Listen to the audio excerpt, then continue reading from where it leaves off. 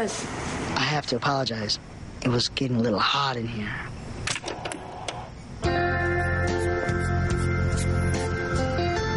What the hell is this? Whatever you want it to be, baby. Did you just call in a false emergency? It was an emergency. I needed to see you. Badly. It's not funny, Hank. It's a felony. I ought to arrest you. If you must. But we might spill the sundae, and it is your favorite. Oh my God, I'm out of here. Repeat, it's a false alarm on that 904 on Martel. Will you wait, please?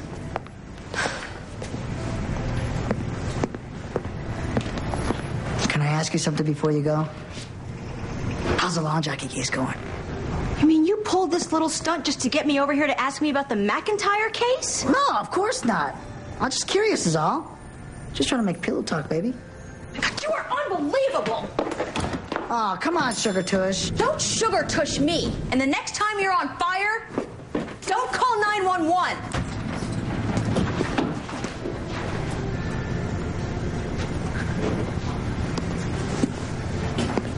Nice ass. That's even better. Cousin Hank, I think I got something that might actually help us with this case. See, it turns out that McIntyre's brother, Kevin, is insane and has been since the age of 25. In the early 30s, he was this top banjo player, but when he found out that banjo music sucked and that nobody liked it, then he went nuts. He had to be hospitalized. So where is he now? Some booby hatch? Nobody knows. See, in the early 80s, the hospitals went through some sort of financial crisis when a whole bunch of loony birds had to be let back out on the street. Like, you remember that case last year about the dude who ate his own foot off and then they showed it round the clock on the media get on with coverages? it. Right. See, he disappeared, right, until last year. Will you just tell me what the hell's going on already? He formed a group called the Lawn Jockey Liberation Front.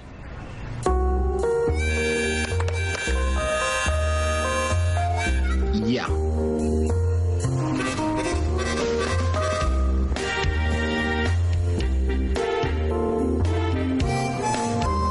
So what do we know about these guys? Nothing. Their website sucked. Is that all you did was check out the website? Bentley, you're going to have to learn to go the extra mile if you want to succeed in this business. And what should I do if I couldn't care less? I know you're just kidding.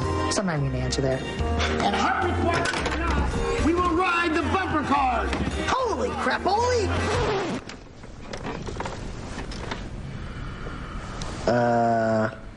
Sorry. Oh, no need to be sorry, my friend. You're welcome here. Come, join us. Please give them a warm welcome. Brothers and sisters of the Lawn Jockey Liberation Front, I want to thank those of you that flew with me to New York City last week. However, our sit-in at the 21 Club may not have worked out as well as I'd hoped. Instead of agreeing to remove the 21 lawn jockeys from their facade, they've inquired whether we're available for parties.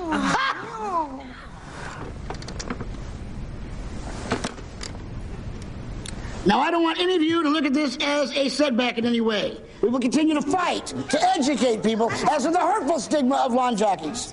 I have calls in to the NAACP to see if they will join us in our struggle. Right on. However, they haven't returned my calls yet, so I wouldn't get my hopes up.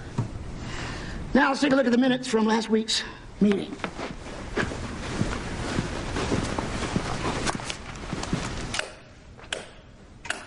Kevin McIntyre. I thought everyone had left. Name is Hank Dingo, private eye. Can I ask you a couple questions? What about? I've done nothing wrong. See, that he ain't say you done nothing wrong. See, you done messed up now, fool. You messed up. Look, I don't know what you're talking about. I'm talking about Rochester. Who's Rochester? I have no idea where he is. I'm not lying. And even if I was, you'd never prove it in a court of law. We're not the law.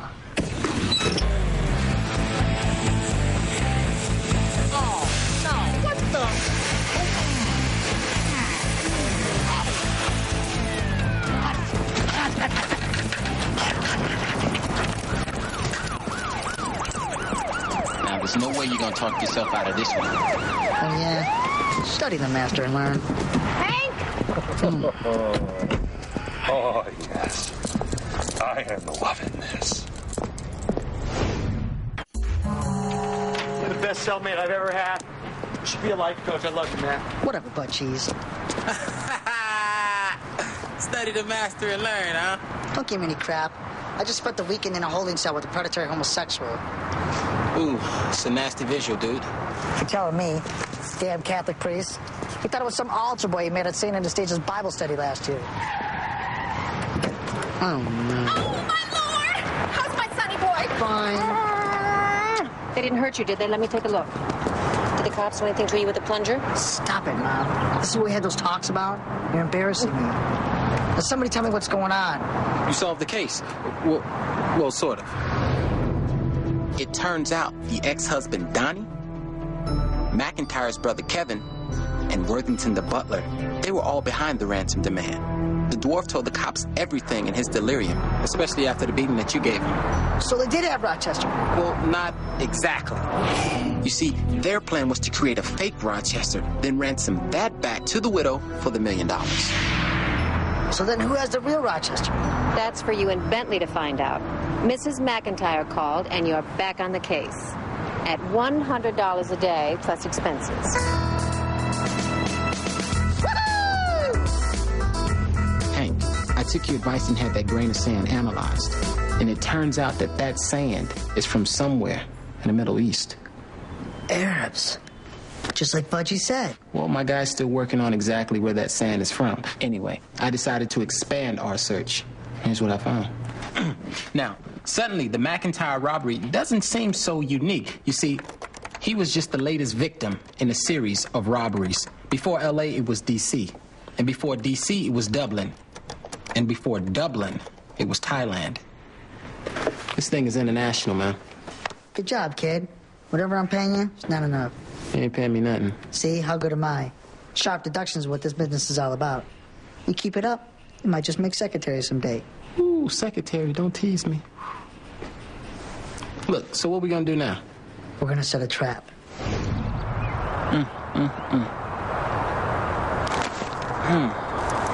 I don't know, man. I mean, you sure this is gonna work? Of course. What self-respecting lawn jockey thief who resists a lawn jockey owned by President Abraham Lincoln himself? No, that's not what I'm talking about. I'm talking about these cheap-ass phones you got here. Do you think that these phones are gonna work?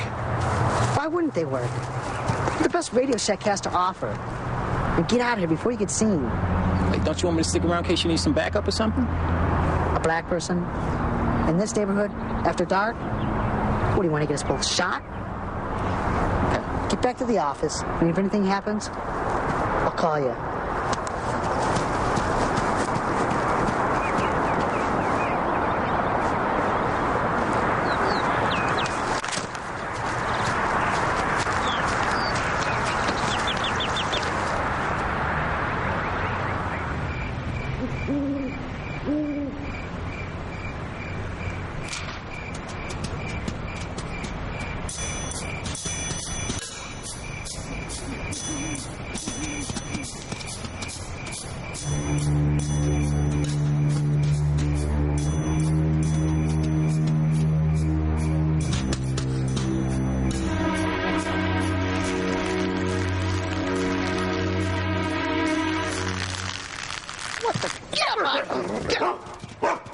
Damn dog.